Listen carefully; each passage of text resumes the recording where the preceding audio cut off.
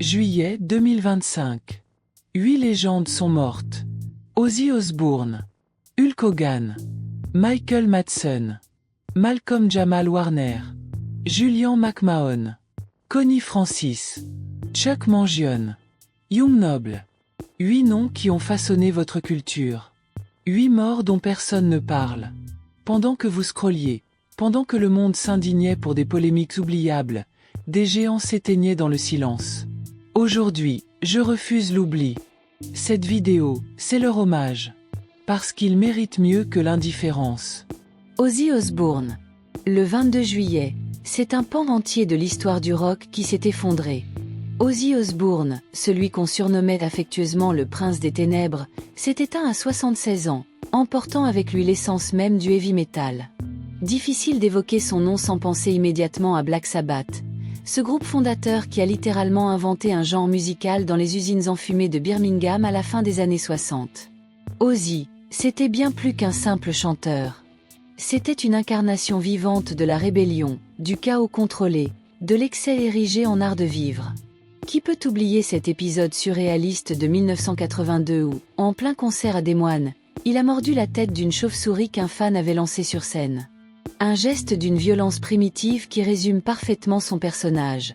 Imprévisible, choquant, mais paradoxalement attachant. Car derrière la figure du madman se cachait un homme fragile, rongé par les addictions, mais profondément humain. Sa télé-réalité The Osbourne diffusée sur MTV au début des années 2000 a révélé au grand public un Ozzy domestique, presque attendrissant, luttant avec les télécommandes et les règles familiales. Cette dualité entre le monstre de scène et le père de famille maladroit a créé une connexion unique avec son public. Malgré la maladie de Parkinson diagnostiquée en 2020 et des problèmes de santé chroniques qui auraient brisé n'importe qui, Ozzy a continué à se battre, à enregistrer, à performer. Son dernier album Patient Number 9 sorti en 2022 a prouvé que sa voix, cette signature rocailleuse inimitable, avait conservé toute sa puissance émotionnelle. Le métal perd aujourd'hui son parrain, celui sans qui des groupes comme Metallica, Iron Maiden ou Slipknot n'auraient jamais existé. Repose en paix, légende. Le royaume des ténèbres t'accueille enfin. Hulk Hogan. 3 jours plus tard, le 24 juillet, une autre icône des années 80 à 90 nous quittait à 71 ans. Terry Jane Bollea, plus connu sous le nom de Hulk Hogan. Pour des millions de gamins ayant grandi devant la WWE, Hogan n'était pas simplement un catcheur, c'était un super-héros en chair et en os. Son physique imposant, ses muscles saillants, son bandana rouge et jaune, sa moustache blonde emblématique. Tout chez lui hurlait l'Amérique triomphante des années Reagan. Ses combats légendaires contre André le Géant au WrestleMania 3 en 1987, devant 93 000 spectateurs, où ses rivalités avec Randy Savage ont défini ce qu'était le catch spectacle à son apogée. Mais Hogan a aussi transcendé le ring pour devenir un phénomène culturel global. Ses catchphrases comme Whatcha gonna do when Hulkamania run wild on you, brother, sont entrées dans le langage populaire. Il a tourné dans des films, certes pas tous mémorables, souvenez-vous de Suburban Commando en 1991, participé à d'innombrables publicités, et incarné l'optimisme américain à une époque où le catch était roi. Évidemment, sa carrière n'a pas été exempte de controverses. Le scandale des propos racistes révélés en 2015 a terni son image et provoqué son exclusion temporaire du Hall of Fame de la WWE.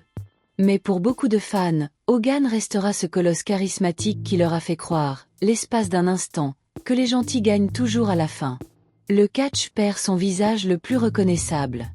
Et quelque part, une partie de notre enfance s'en va avec lui. Connie Francis. Dans la nuit du 16 au 17 juillet, Connie Francis s'est éteinte paisiblement à 87 ans. Pour les générations actuelles, son nom évoque peut-être peu de choses. Pourtant, cette femme de petite taille à la voix immense a littéralement dominé les charts américains à la fin des années 50 et au début des années 60. Who Is Sorry Now, sorti en 1958, a été son ticket d'entrée dans l'histoire de la musique. Ce titre, reprise d'un standard des années 20, a propulsé cette fille d'immigrés italiens de Newark au sommet des hit parades. Elle est devenue la première femme à vendre des millions de disques à l'ère du rock'n'roll, évoluant dans un univers largement dominé par des figures masculines comme Elvis Presley ou Chuck Berry. Connie Francis, c'était une élégance vocale rare, une capacité à transmettre l'émotion avec une justesse bouleversante. Elle chantait aussi bien en italien qu'en espagnol ou en allemand, vendant plus de 100 millions d'albums dans le monde. Des titres comme Stupid Cupid ou Where the Boys Are sont des madeleines de Proust pour toute une génération. Mais sa vie n'a pas été qu'un conte de fées. En 1974, après un viol traumatisant dans un motel, elle a sombré dans la dépression et s'est retirée des projecteurs pendant des années.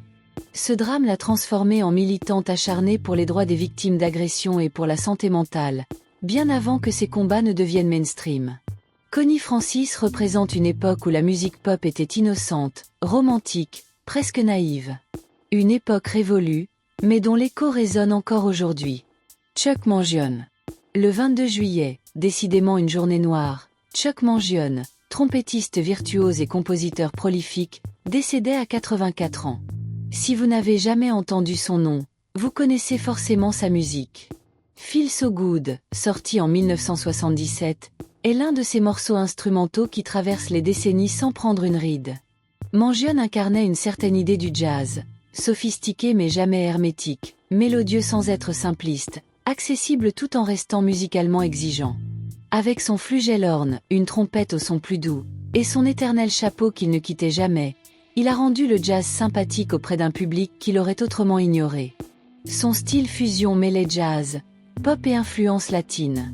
Il a composé pour la télévision, notamment pour les Jeux Olympiques d'hiver de 1980 à Lake Placid, créant des thèmes qui sont restés dans les mémoires collectives.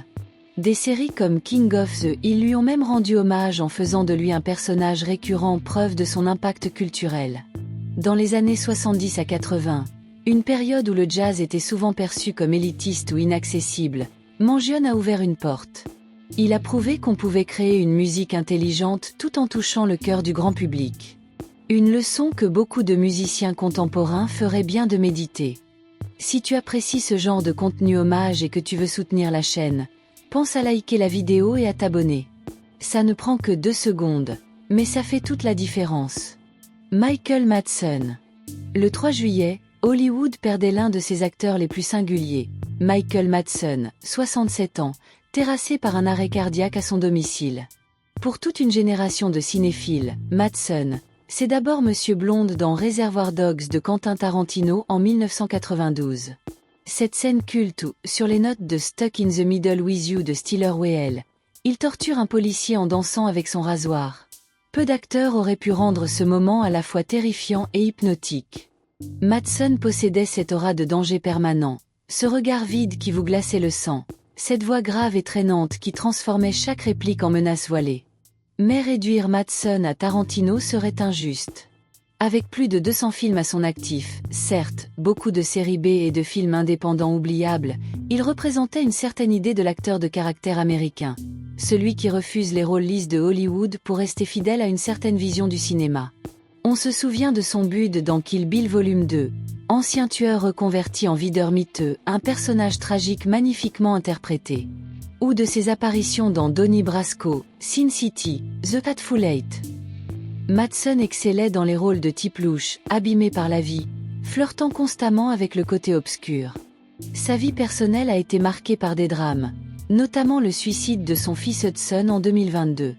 Ses blessures transparaissaient dans son jeu, ajoutant une profondeur mélancolique à ses personnages. Le cinéma indépendant américain perd un monument. Un acteur brut, authentique, jamais apprêté. Malcolm Jamal Warner.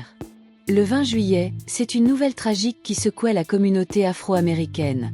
Malcolm Jamal Warner, 54 ans, se noyait accidentellement, dans des circonstances encore floues. Pour tous ceux qui ont grandi dans les années 80, Warner était Theo Huxtable, le fils drôle, parfois paresseux mais toujours attachant de The Cosby Show. Cette série, diffusée de 1984 à 1992, a révolutionné la représentation des familles noires à la télévision américaine. Avant elle, les Afro-Américains étaient souvent cantonnés à des rôles stéréotypés. Les Huxtable, eux, étaient une famille de classe moyenne supérieure, éduquée, aimante. Theo incarnait l'adolescent universel, avec ses galères scolaires, ses premiers amours, ses conflits avec ses parents. Mais Warner ne s'est jamais reposé sur cette gloire d'enfance. Il est devenu musicien de jazz, bassiste talentueux, collaborant avec des légendes comme Miles Davis. Il a aussi embrassé la poésie et le spoken word, utilisant son art pour dénoncer le racisme systémique et les injustices sociales. Sa carrière d'acteur s'est poursuivie avec des rôles marquants dans Malcolm et Eddie, puis plus récemment dans The Resident et American Crime Story. Mais c'est surtout son engagement militant qui l'a défini ces dernières années. Après le mouvement Black Lives Matter, il a multiplié les prises de parole, utilisant sa notoriété pour éduquer et sensibiliser. Sa mort accidentelle laisse un vide immense. Warner était devenu une figure paternelle pour toute une génération, un symbole de réussite et d'intégrité. Son héritage dépasse largement les écrans. Julian McMahon. Le 4 juillet, jour de l'indépendance américaine, Julian McMahon s'éteignait à 56 ans après une bataille courageuse contre le cancer. Fils de William McMahon, ancien Premier ministre australien, Julian aurait pu se reposer sur son nom de famille. Au lieu de cela, il a conquis Hollywood à la force du talent. Son rôle de Christian III dans Nip Tuck, 2003 à 2010, reste son chef-d'œuvre télévisuel. Ce chirurgien esthétique narcissique, obsédé par la beauté et la perfection physique, était un personnage détestable mais fascinant. McMahon lui apportait une profondeur inattendue, révélant les fêlures derrière l'arrogance, la solitude derrière le succès apparent. La série elle-même était révolutionnaire pour l'époque, abordant frontalement des thèmes comme la chirurgie esthétique, la sexualité, l'identité. Et Christian III en était le cœur battant et névrosé. Chaque saison explorait une nouvelle facette de ce personnage complexe, et McMahon accompagnait cette évolution avec une justesse remarquable. Avant cela, il avait marqué les fans de charme en incarnant Cole Turner, démon tourmenté amoureux de Phoebe.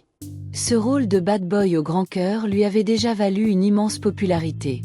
Plus récemment, il jouait dans la série FBI, Most Wanted, prouvant sa capacité à se renouveler.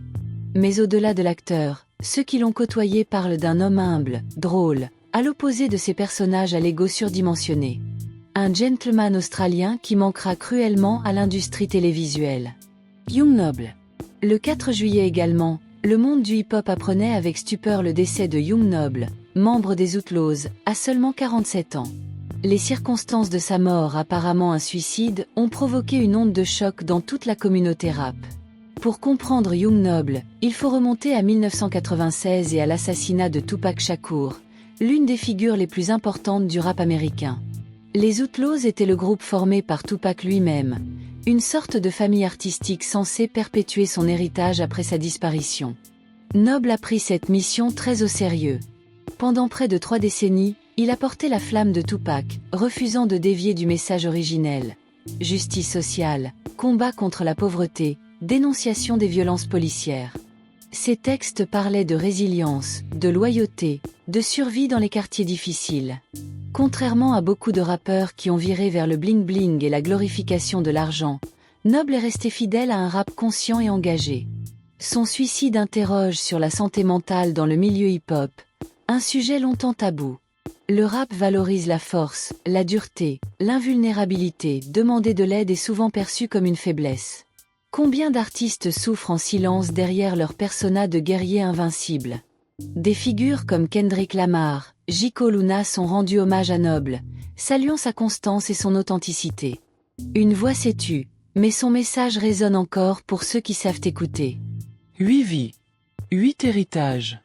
8 façons de marquer l'histoire. Ozzy nous a montré que la rébellion est une forme de sincérité. Hogan, que les super-héros peuvent exister en vrai. Madsen, que la force se trouve dans les fêlures. Warner, qu'on peut rester intègre malgré la célébrité. McMahon, que l'élégance et la profondeur vont de pair. Francis, qu'une voix traverse les tragédies. Mangione, que l'art n'a pas besoin d'être élitiste. Noble, que la fidélité peut être un fardeau. La mort, c'est l'oubli. Aujourd'hui, on refuse d'oublier. Dites-moi en commentaire, quelle légende vous a le plus marqué? Likez, partagez, abonnez-vous, pour que leur mémoire survive. Juillet 2025. Le mois où les géants sont tombés.